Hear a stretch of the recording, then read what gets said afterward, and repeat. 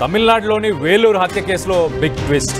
3 ఏళ్ల కూతురు సమాచారంతోనే మిస్టరీ వీడిపోయింది. తండ్రి హత్య కేసులో ఎవరైతే నిందితులు ఉన్నారో వాళ్ళని పోలీసులు పట్టుకున్నారు. భర్తని ప్రియుడితోనే కలిసి హత్య చేసింది భార్య. మృతుడు వేలూరులోని కుప్పం పాల్యానికి చెందిన భరత్, 36 సంవత్సరాలు. ఆయన ఒక వంట మనిషి, మాస్టర్ షెఫ్గా ఒక హోటల్లో వర్క్ చేస్తున్నట్టు మనకు తెలుస్తుంది. 5 ఏళ్ల క్రితం ఆయన బెంగళూరుకి చెందిన నందినితోని ఆయన వివాహం చేసుకున్నాడు భరత్. దీని తర్వాత వాళ్ళిద్దరు చెన్నైలో మకాం పెట్టారు. చెన్నైలో ఒక హోటల్లో వంట మాస్టర్గా పనిచేస్తున్నాడు భరత్.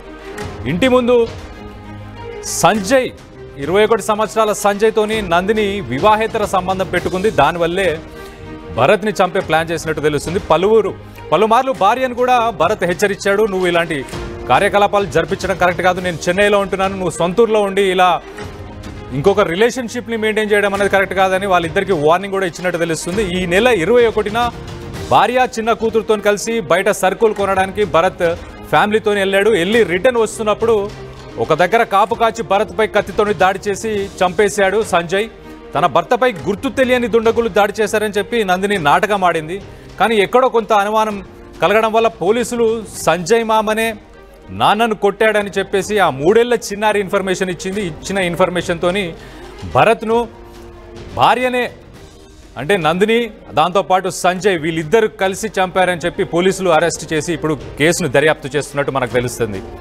సో ఈ మధ్యకాలంలో మనం చూస్తే 30 దాటిన తర్వాత ఒక పెళ్ళైన ఒక 5 ఏళ్లకు 10 ఏళ్లకు చాలామంది మహిళలు అదేంటో మరి వాళ్ళ వైవాహిక జీవితం సరిగ్గా ఉండకన, కొంతమందిని ఉద్దేశించి చెప్తున్న విషయం ఇది, నేను అందరినీ అనట్లేదు.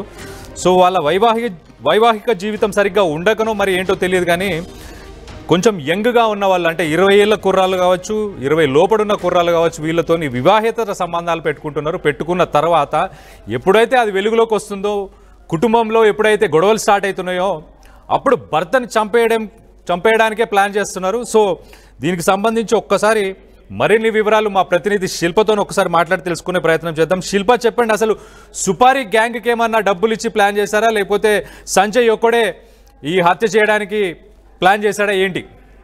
రైట్, తమిళనాడులోని వేలూరులో జరిగినటువంటి హత్యను తన మూడేండ్ల చిన్నారి ఇచ్చినటువంటి సమాచారంతో పోలీసులు హత్యను ఛేదించారు. ప్రధానంగా చెన్నైకి చెందినటువంటి భరత్ ఒకవైపు హోటల్లో పనిచేస్తుంటాడు, చెఫ్ గా పనిచేస్తుంటారు. 5 ఏళ్ల క్రితం బెంగళూరుకు చెందినటువంటి నందిని అనే యువతితో పెళ్లైంది. కానీ తను అక్కడనే బెంగళూరులోనే ఉన్నది. కానీ తిను మాత్రం చెన్నైలో ఒక వంట మాస్టర్ గా చేస్తూ తను వీక్లీ వన్స్ భార్య పిల్లల దగ్గరికి వెళ్తూ వస్తుండేవారు. ఫ్రీక్వెన్సీ కూడా ట్రావెల్ చేస్తూ ఉండేవారు. వాళ్ళకి 5 ఏళ్ల క్రితం పెళ్ళాక ఇద్దరు కూడా ఆడపిల్లలు ఉన్నట్టు కూడా తెలుస్తుంది. సో ఈ సమయంలోనే ఈ నెల 21న చెన్నై నుండి తను బెంగళూరుకు వచ్చారు. బెంగళూరుకు వచ్చి భార్య పిల్లలతో గడుపుదామని కూడా ఇక్కడికి వచ్చారు. అనంతరం వాళ్ళు సరుకుల కోసం బయటికి వెళ్ళారు. బయటికి వెళ్ళి ఒకవైపు 3 ఏళ్ల చిన్నారి, అదేవిధంగా తన భార్య భరత్ ముగ్గురు కూడా బండి పైన వెళ్ళారు. మధ్యలో ఒక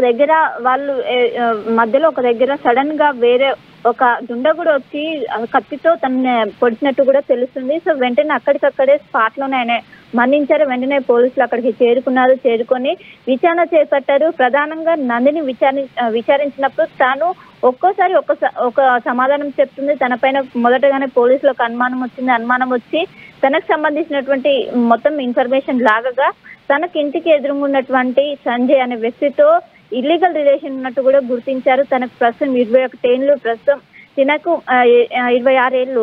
సో ఇంటికి ఎదురుగున్నటువంటి సంజయ్ తో తనకు ఈ విధంగా వివాహేతర బంధం ఏర్పడింది. ఇది తన భర్తకు తెలిసాక కూడా తన భార్యను మందలించి ఈ విధంగా చేయొద్దంటూ కూడా చాలా సార్లు చెప్పినప్పటికీ తనలో మాత్రం మార్పు రాలేదు.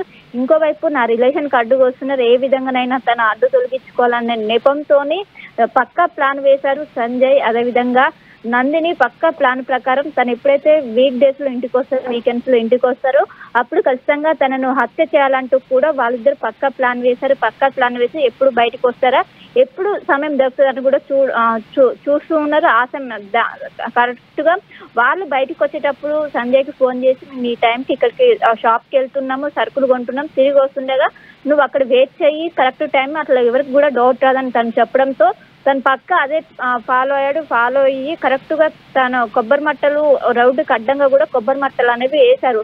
సో వాటి తీయడానికి తను వెళ్ళాడు రోడ్ పైన. ఆ సమయంలోనే ఒక దుండగుడు వచ్చి అత్యంత కిరాతకంగా మొత్తం పొడిచేసి వెళ్ళిపోయినట్టు కూడా తెలిసింది. ఆ సమయంలో తన చిన్నారి ఎవరైతే ఉంటారో 3 ఏళ్ల చిన్నారి ఆ వ్యక్తిని చూసారో ఆ వ్యక్తి ఇంటికి ఎదురుగున్నటువంటి సంజయ్ గా గుర్తుపట్టింది తను. ఎందుకంటే తనకి ఇంటికి ఎదురుగానే ఉండడంతో ఫ్రీక్వెంట్ గా ఇటు పిల్లలతో కూడా తను మాట్లాడేవారు, పిల్లలతో కూడా తనకు అనుబంధం ఉన్నట్టు కూడా తెలుస్తుంది.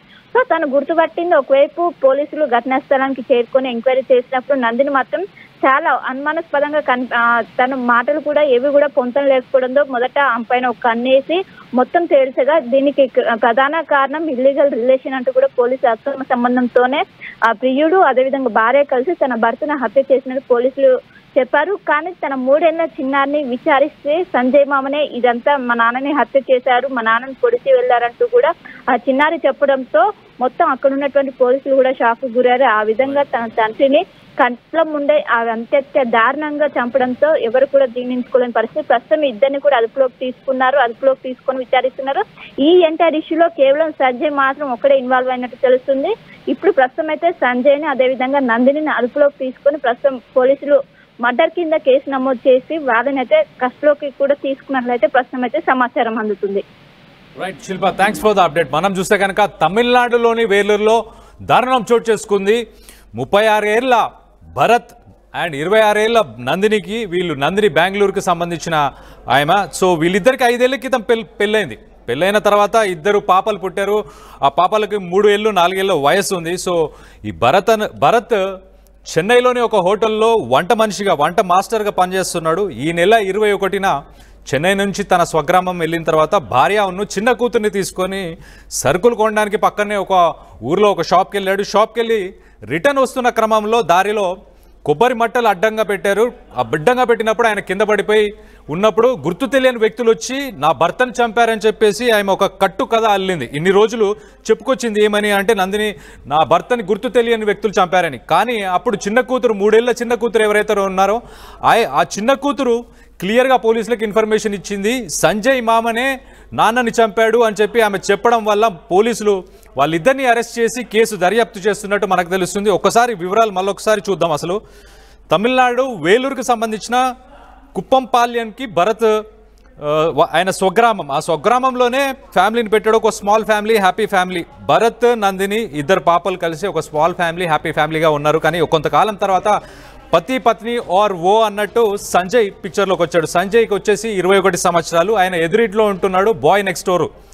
సో నందినికి సంజయ్కి ఒక రిలేషన్ ఏర్పడింది. అంటే భరత్ చెన్నైలో వర్క్ చేస్తున్నాడు కదా చాలా రోజుల నుంచి. సో నందినికి సంజయ్కి టైం దొరికింది, ఇద్దరు ఒక రిలేషన్ బిల్డ్ అయింది, వివాహేతర సంబంధం కూడా మొదలైంది. దాని తర్వాత ఈ విషయాన్ని భరత్కి కొద్దిగా పరస్పరం అంటే చుట్టుపక్కల ఉన్న నేబర్స్ కావచ్చు, ఫ్రెండ్స్ కావచ్చు కొంచెం చెప్పినట్టున్నారు. ఆయన హెచ్చరించాడు నందినికి, అమ్మ నువ్వు చేస్తుంది తప్పు, మనకి 2 పిల్లలు ఉన్నారు, మనం సంసారం చేసుకుంటూ హ్యాపీగా బతుకుదాము, ఇలాంటివన్నీ ఆపేయి అని చెప్పి నందినికి చెప్పుకొచ్చాడు. ఒక పక్కన ఇంకో పక్కన సంజయ్కి కూడా చెప్పుకొచ్చాడు. సంజయ్ బాబు నువ్వు ఇలాంటి పనులు చేయకూడదు, తప్పు, మా ఇద్దరికి పెళ్ళైంది, ఇలాంటి విషయాల్లో నువ్వు కలగ చేసుకోవడం కరెక్ట్ కాదు, నువ్వు ఇంకా చిన్న వయసులో ఉన్నావు అని ఎంత హెచ్చరించినా వీళ్ళిద్దరు వినలేదు.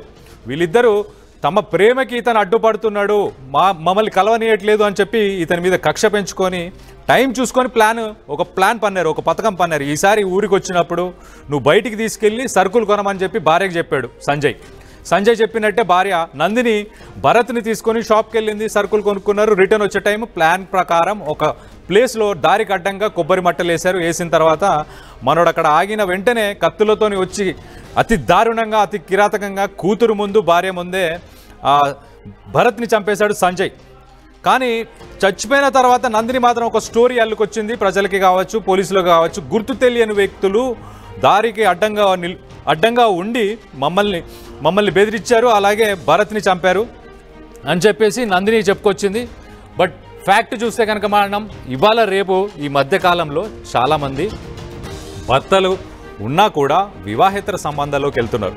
వెళ్ళిన తర్వాత ఇలాంటి ప్రాబ్లమ్స్ని ఫేస్ చేస్తున్నారు. అమ్మ మీకు ఇష్టం లేకపోతే, మీకు నచ్చకపోతే వదిలేయండి, డివోర్స్ తీసుకోండి, ఎవరి మానాన వాళ్ళు బతకండి.